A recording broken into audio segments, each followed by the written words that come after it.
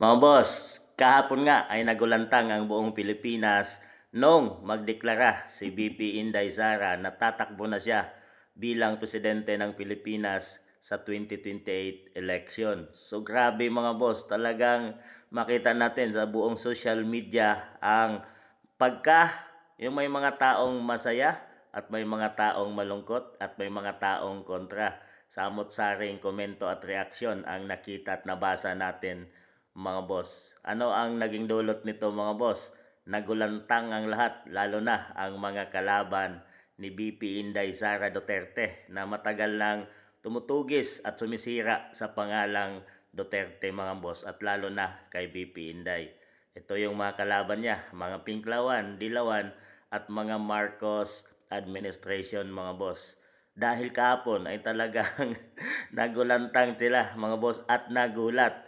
Malaki ang epekto nito mga boss sa kanilang gagawin move laban kay BP Inday Sara.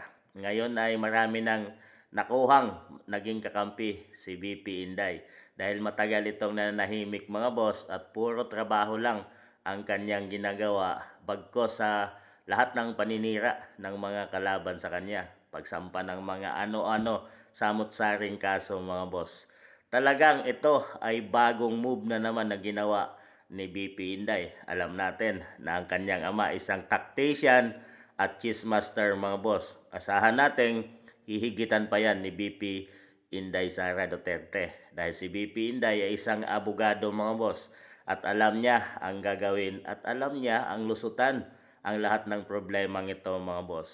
So, hustisya, batas at pag-asa, ito na at malinaw na mayroong tatakbong presidente at ito na nga ay si VP Inday Sara Duterte at ang tambalang inasahan, tambalan ng pag-asa ay si Vice President na ngayon ay kasulukuyang Senator Rodante Marcoleta na yun ay magiging sinabing tandem ng sa darating na 2028 election. Maganda ito mga boss dahil parehong abogado at abogada ang dalawang ito.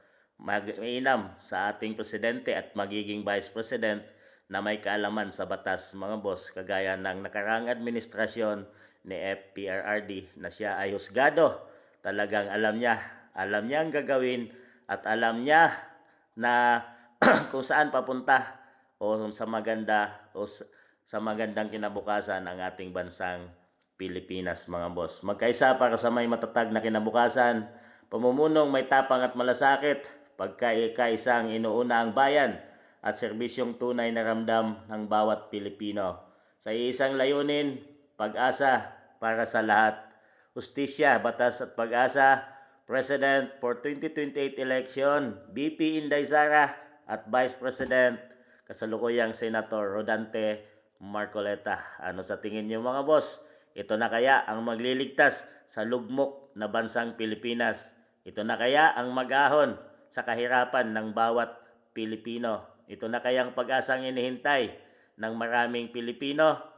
Kayo nang humusga, piliin nyo ang tama dahil nakasalalay sa kamay nating lahat ang kinabukasan nating mamamayang Pilipino mga boss.